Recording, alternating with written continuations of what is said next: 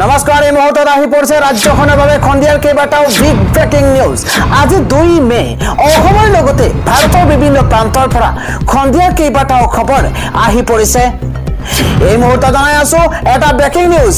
আজি প্ৰথম পৰ্যায়ৰ ভোট গ্ৰহণ আৰু প্ৰথম পৰ্যায়ৰ ভোট গ্ৰহণৰ দিনটোতেই এক ভয়ংকৰ ঘটনা সংঘটিত হৈছে। ভোট কেন্দ্ৰত ভয়ংকৰ মাৰপিটৰ ঘটনা সংঘটিত হৈছে। এবাৰ তেজেৰে ৰাঙলী হৈ পৰিছে এটা ভোট কেন্দ্ৰ। এই মুহূৰ্তত এটা ব্ৰেকিং নিউজ জনোৱাৰ চেষ্টা কৰিছো। দক্ষিণ কৰিমগঞ্জৰ দলগ্ৰাম ভোট কেন্দ্ৰত ভয়ংকৰ মাৰপিটৰ ঘটনা সংঘটিত হৈছে। ভোট দিয়া কেন্দ্ৰ কৰি দুই পক্ষৰ মাজত প্ৰচণ্ড মাৰপিটৰ ঘটনা সংঘটিত হৈছে। হাতত লাঠি ঝুং লৈ ৰণক্ষেত্ৰলৈ পৰিণত হৈছে এটা ভোট কেন্দ্ৰ। আক্ৰমণত আহত হৈছে কেইবাগৰাকী লোক। 3 গৰাকী লোকক ইতিমধ্যে হস্পিটেলত ভৰ্তি কৰোৱা হৈছে। তেজেৰে ৰাঙলী হৈ পৰিছে এটা ভোট কেন্দ্ৰ। এই মুহূৰ্তত এটা ডাঙৰ খবৰ জনোৱাৰ চেষ্টা কৰিছো, কিয়নো এটা ভোট কেন্দ্ৰত প্ৰচণ্ড মাৰপিটৰ ঘটনা সংঘটিত হৈছে। দক্ষিণ কৰিমগঞ্জৰ দলগ্ৰামত ভোট কেন্দ্ৰত এই ভয়ংকৰ ঘটনা সংঘটিত হৈছে। আন এটা খবৰ হৈছে প্ৰথম পৰ্যায়ৰ ভোট গ্ৰহণ কেন্দ্ৰত এইবাৰ এক বিসংগতি ধৰা পৰিছে। বেলেট পেপাৰত এইবাৰ বৃহৎ বিসংগতি ধৰা পৰিছে। এবাৰ বন্ধ কৰি দিয়া হৈছে ভোটদান প্ৰক্ৰিয়া। এই মুহূৰ্তত সবাতোকৈ গুৰুত্বপূৰ্ণ খবৰ, পঞ্চায়ত নিৰ্বাচনত পুনৰ অথন্তৰ সংঘটিত হৈছে। যি প্ৰথম পৰ্যায়ৰ ভোট গ্ৰহণৰ দিনটোতেই এটা ভোট কেন্দ্ৰত এক অথন্তৰ সংঘটিত হৈছে। শ্ৰীভূমিৰ এটি ভোট কেন্দ্ৰত বেলট পেপাৰত বিসংগতি ধৰা পৰিছে। বন্ধ কৰি দিয়া হৈছে ভোটদান প্ৰক্ৰিয়া। ৱাৰ্ড সদস্যৰ প্ৰতীক চিহ্ন আছিল কাপ প্লেট আমি জনাইছো, কিন্তু বেলেট পেপাৰত আহিছে অটো ৰিক্সা।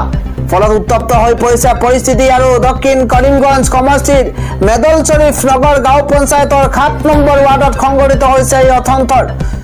ৱাৰ্ড সদস্যৰ প্ৰতীক চিহ্ন আছিল কাপ প্লেট আৰু তাৰ পৰিৱৰ্তে আহিছে অটো ৰিক্সা। দক্ষিণ কৰিমগঞ্জ সমষ্টিৰ মেদল শ্বৰীফ নগৰ গাঁও পঞ্চায়তৰ 7 নম্বৰ ৱাৰ্ডত সংঘটিত হৈছে এই ভয়ংকৰ ঘটনা। আন এটা ব্ৰেকিং নিউজ হৈছে এবাৰ পঞ্চায়ত নিৰ্বাচনৰ মাজতে এক ডাঙৰ ঘটনা সংঘটিত হৈছে। এবাৰ 3 গৰাকী বিজেপি নেতাক এবাৰ আবদ্ধ কৰিছে স্থানীয় লোকে। এবাৰ নিৰ্বাচনত টকাৰ খেল খেলিছে বিজেপি নেতাগৰাকীয়ে। ভোট বিচাৰি ধন বিলাবলৈ গৈ ৰাইজৰ ৰুখত পৰিছে 3জনকৈ বিজেপি কৰ্মী।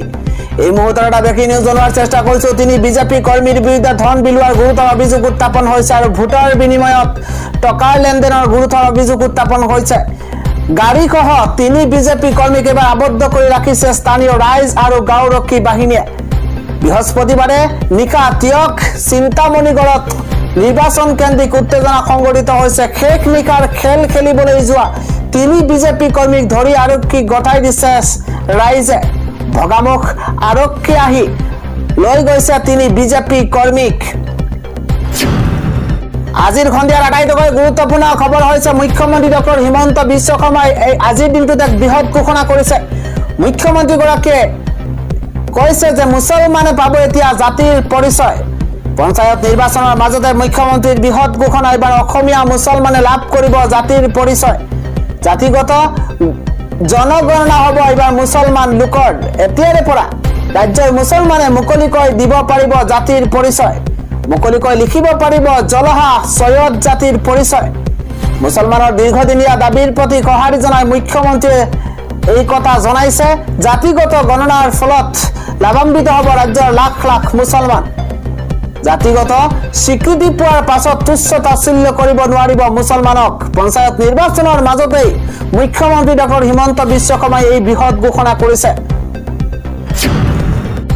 আন এটা ব্ৰেকিং নিউজ হৈছে আজি প্ৰথম পৰ্যায়ৰ ভোট গণনাত এক ডাঙৰ ঘটনা সংঘটিত হৈছে। এবাৰ ৰিগিং ৰণক্ষেত্ৰলৈ পৰিণত হৈছে। এবাৰ ভোট কেন্দ্ৰ বন্ধ কৰি দিয়া হৈছে কাছাৰত হাহাকাৰ পৰিৱেশৰ সূচনা হৈছে। এবাৰ ৰাজপথলৈ ওলাই আহিছে লোক। সংখ্যালঘুক প্ৰতাৰণা কৰাৰ গুৰুতৰ অভিযোগ উত্থাপন হৈছে। ভোট গ্ৰহণৰ প্ৰথম দিনটোতে এক অঘটন সংঘটিত হৈছে। ভোট দিয়া নহল মুছলমান ৰাইজৰ। ভোটাৰ কাৰ্ড হাতত লৈ ওলাই আহিছে প্ৰায় 5 কৰো অধিক মুছলমান জনতা। পঞ্চায়ত নিৰ্বাচনৰ ভোটাৰ তালিকাত নাম অন্তৰ্ভুক্ত নহল 82টা পৰিয়ালৰ নাম। চাবুৱা লাহুৱাল বিধানসভা সমষ্টিৰ দীঘলীবাৰীত এই ঘটনা সংঘটিত হৈছে। এবাৰ ভোটদানৰ পৰা বঞ্চিত হৈছে 450 জন ভোটাৰ। ভোট দিবলৈ আহি কৰিছে প্ৰতিবাদ। হাতে হাতে ভোটাৰ কাৰ্ড লৈ এইদৰে তীব্ৰ প্ৰতিবাদ সাব্যস্ত কৰা পৰিলক্ষিত হৈছে। আজিৰ সন্ধিয়াৰ আটাইতকৈ ডাঙৰ খবৰ হৈছে এইবাৰ অখিল গগৈয়ে উভতি ধৰিছে মুখ্যমন্ত্ৰী হিমন্ত বিশ্ব শৰ্মাক। অখিল গগৈয়ে কৈছে যে হিমন্ত বিশ্ব শৰ্মাই মোক ৩৬ বাৰ জেললৈ পঠিয়াইছে, কিন্তু তাৰ প্ৰত্যুত্তৰত মই হিমন্ত বিশ্ব শৰ্মাক ৩৬০ বাৰ জেললৈ পঠিয়াম। আমি জনাই আছো ডাঙৰ খবৰ, হিমন্ত বিশ্ব শৰ্মাই মোক ৩৬ বাৰ জেললৈ পঠিয়াইছিল, কিন্তু মই হিমন্ত বিশ্ব শৰ্মাক ৩৬০ বাৰ জেললৈ পঠিয়াম। বছৰৰ প্ৰতিটো দিনেই জেলত কটাব লাগিব হিমন্ত বিশ্ব শৰ্মাই। ৰাইজৰ দলে চৰকাৰ গঠন কৰিলেই হিমন্ত বিশ্ব শৰ্মাৰ বিৰুদ্ধে লোৱা হ'ব ব্যৱস্থা। এই হুংকাৰ প্ৰদান কৰিছে ৰাইজৰ দলৰ সভাপতি তথা বিধায়ক অখিল গগৈয়ে।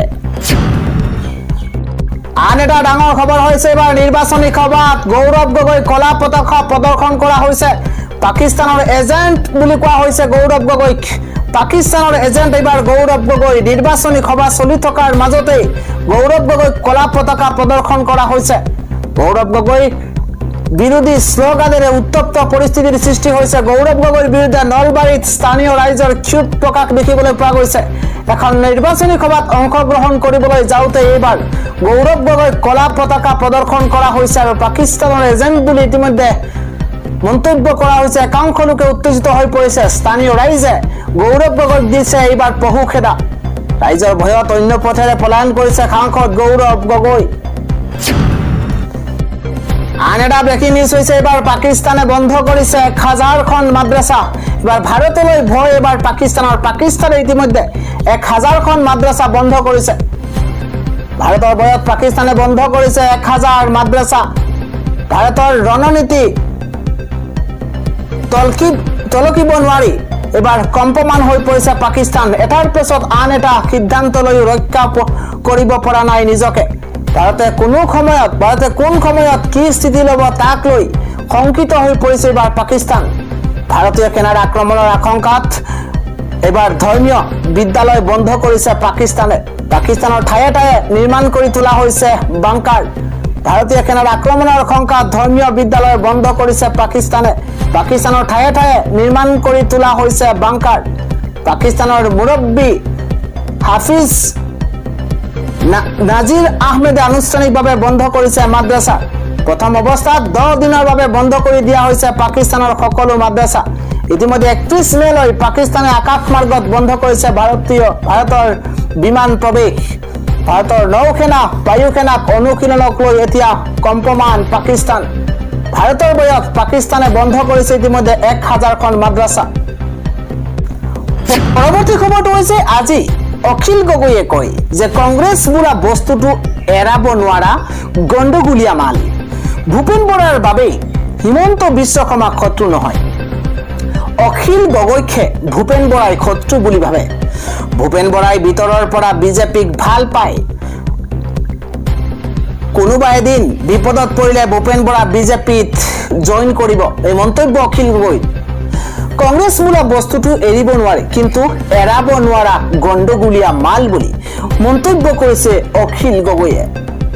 লগত নিনিলেও নোৱাৰি, কাৰণ আমি অকলে জিকিবও নোৱাৰো। বিৰোধী তাকেও নথকাৰ দৰে কেৱল মইহে বিধানসভাত কথা কওঁ, মন্তব্য অখিল গগৈ। বিৰোধী হবলৈ হলে চৰকাৰৰ বিৰুদ্ধে মাত মাতিব লাগিব। কংগ্ৰেছক আমি বিৰোধী বুলিয়েই নাভাবো। কংগ্ৰেছৰ লগত আমাৰ কোনো লেনদেন নাই। কংগ্ৰেছৰ বিৰুদ্ধে খৰব হৈ পৰিছে আজি এইদৰে বিধায়ক অখিল গগৈ। ভূপেন বৰাৰ বাবে হিমন্ত বিশ্ব শৰ্মা শত্ৰু নহয় বুলি মন্তব্য কৰিছে ৰাইজৰ দলৰ সভাপতি অখিল গগৈয়ে। আন এটা ডাঙৰ খবৰ হৈছে এবাৰ পদুম ফুলত ভোট নিদিলে কটা যাব আঁচনি। ভোটাৰক পদুমৰ ছবিত ভোট দিবলৈ কোৱাৰ অভিযোগ উত্থাপন কৰা হৈছে। এবাৰ এজেণ্টৰ ওপৰত গুৰুতৰ অভিযোগ উত্থাপন হৈছে। এইবাৰ ভোট কেন্দ্ৰত নিয়োজিত পলিং এজেণ্টৰ বিৰুদ্ধে মহা অভিযোগ উত্থাপন কৰিছে ভোটাৰে।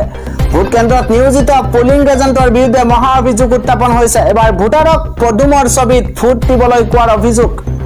বিজেপিৰ কথা মতেই কাম কৰিছে নেকি পলিং এজেণ্টে?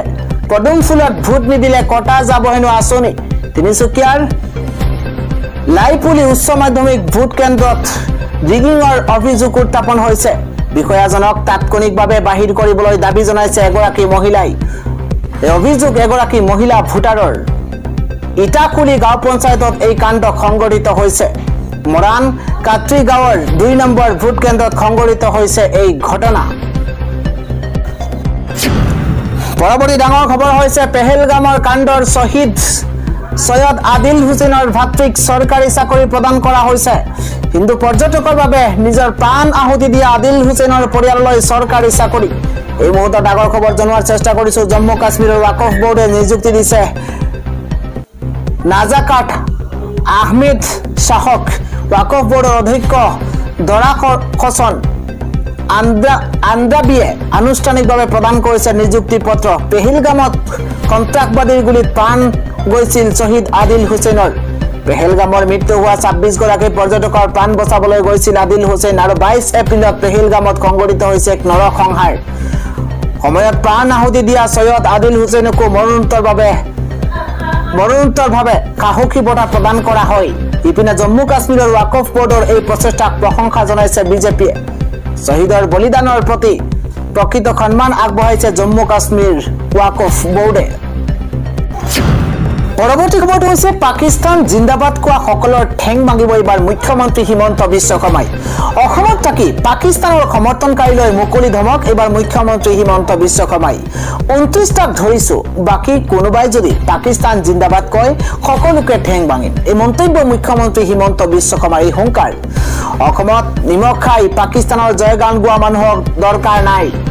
অসম আৰক্ষীক কৈছো, পাকিস্তান জিন্দাবাদ কোৱা মানুহক মুখলৈ চাব নালাগে, চিধাই ভৰি ভাঙিব লাগে। পাকিস্তানী আহি কাশ্মীৰত ভাৰতীয়ক মাৰিছে, আমাৰ কেইটাই আকৌ পাকিস্তান জিন্দাবাদ লিখিছে। অসমবাসীয়ে ভাৰতীয় সেনাবাহিনীক শক্তি দিয়ক। পাকিস্তানীবিলাকৰ অসমত কোনো স্থান নাই।